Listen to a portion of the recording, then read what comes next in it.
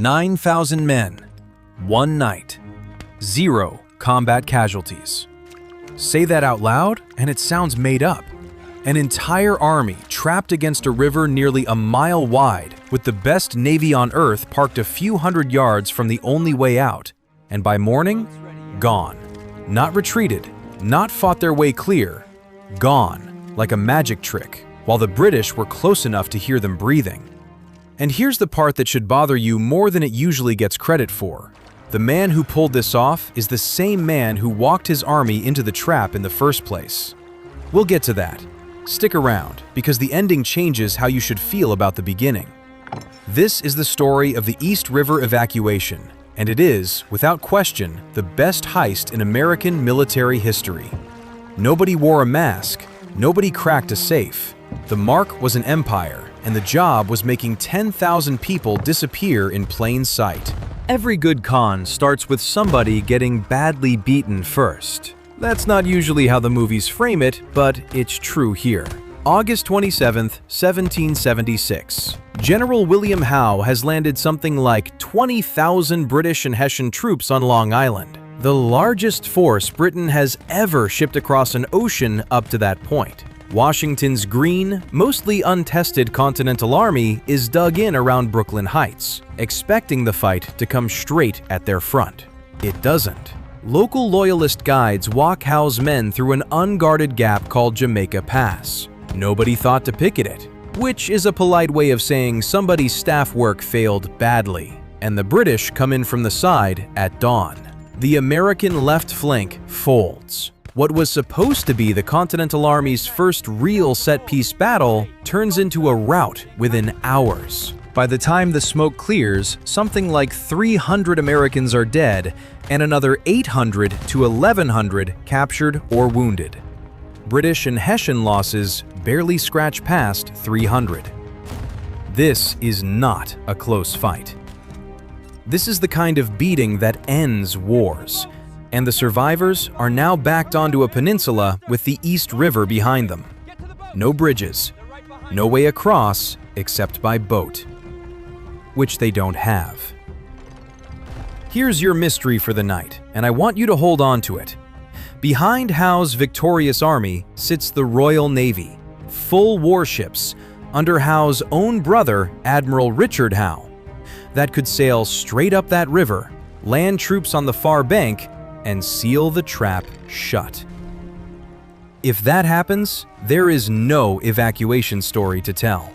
There's just an army that surrendered and possibly a war that ends in its first summer. They don't do it. Not because anyone stops them. We'll come back to why. Keep that thread. It's the whole ballgame. Every con needs a mark who's a little too pleased with himself, and General Howe fits the part almost too well. Picture it from his side of the lines. He's just won the largest, most complete victory the British have managed since the war started. He's got the enemy pinned with a river at their backs and nowhere to run. There is no rush. The Americans aren't going anywhere. Where would they go? So Howe does what a confident man does after a decisive win. He takes his time. He'll finish the job properly, in a day or two, at his own pace.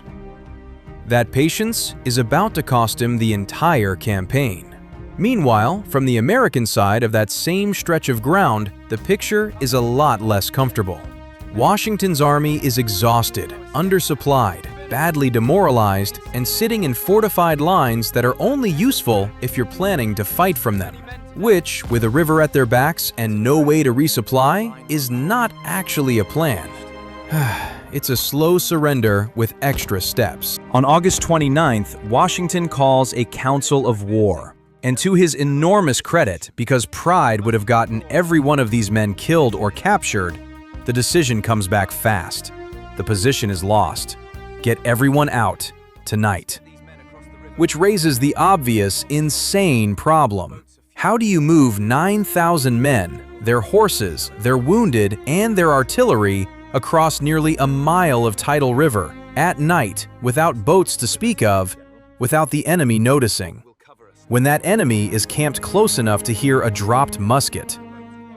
That's the job. Now watch them build the crew.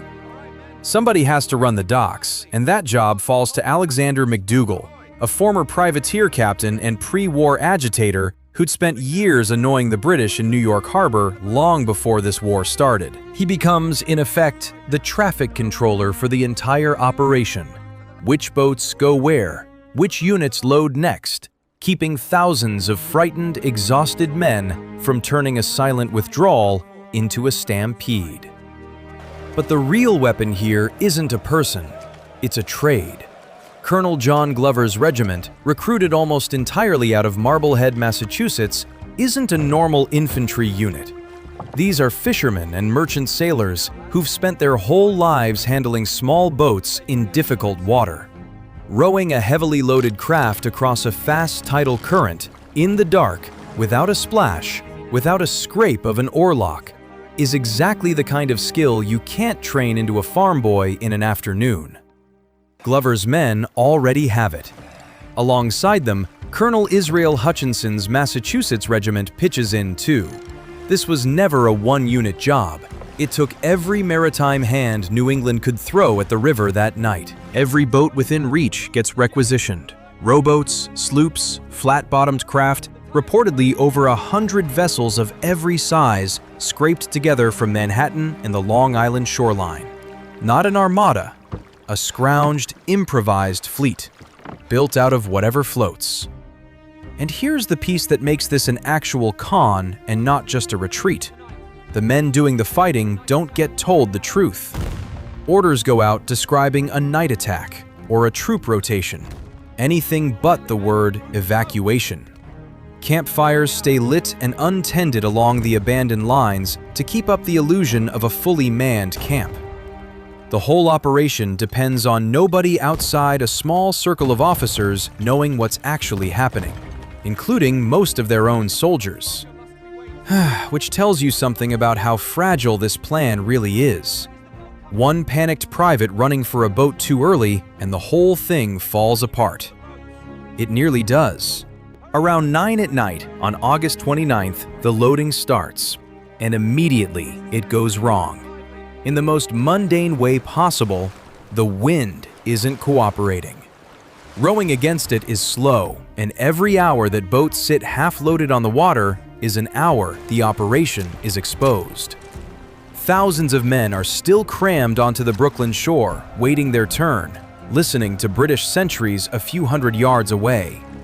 Somewhere past midnight, the wind shifts. Favorable, finally, and the pace of the crossing picks up. Boatload after boatload, men and horses, led, not ridden, to keep the noise down, moving off the peninsula in the dark. Now picture it from the other side. From the British lines, a few hundred yards off, none of this registers as anything unusual. Campfires burning, sentries visible. As far as Howe's men can tell, they're watching a beaten army settle in for another night before the mop-up. They have no idea the floor is disappearing out from under them. Every heist has the moment where somebody nearly blows it, and this one belongs to General Thomas Mifflin. Mifflin's job is simple on paper. Hold the rearguard lines, keep the fires burning, keep the sentries walking their posts, while the rest of the army loads onto boats behind him. Simple. Except somewhere in the chaos of the night, Mifflin gets a garbled order, or misreads one, and starts pulling his rear guard back toward the boats hours before the evacuation is anywhere near finished. Which means the outer lines, the ones that are supposed to look occupied from the British side, start emptying out early. If that's noticed, the entire operation is exposed with thousands of men still stranded on the wrong side of the river. Washington reportedly finds out, confronts Mifflin directly and furiously, and sends the rear guard back to their posts. Whether this was Mifflin's mistake or a subordinate's miscommunication is genuinely disputed. The accounts don't agree. But what isn't disputed is how close it came to unraveling everything. One wrong pullback at the wrong hour, and there's no story here, just an army caught half in the water. Crisis handled, clock still running, and the sky isn't cooperating either. Dawn is coming, and dawn means visibility, and visibility means the whole scrounged fleet is sitting exposed on open water in front of an enemy army. Then something happens that no general planned for. A heavy fog rolls in over Brooklyn near dawn, reportedly settling specifically over the American side, while conditions on the Manhattan side stay clear. Nobody ordered that. Nobody could have. Under its cover, the last waves of men cross. According to tradition, though historians hedge on this, Washington himself is among the final boats off the shore, though whether he was literally the last man across is more legend than confirmed fact. Some accounts describe British pickets firing on that final boat as the fog thinned. Others say the crossing finished clean. Take that one with a grain of salt. The sourcing on it isn't solid. What is solid, by the time British troops finally advance into the Brooklyn lines the next morning, expecting to finish off a trapped and beaten army, they find campfires burning down to nothing and empty tents. The army that outnumbered them, boxed them in, and had every tactical reason to expect an easy finish, watches it walk out from under their noses in a single night, with the fog closing the door behind it. 9,000 men, every gun, most of the horses. Essentially 0 losses in the crossing itself.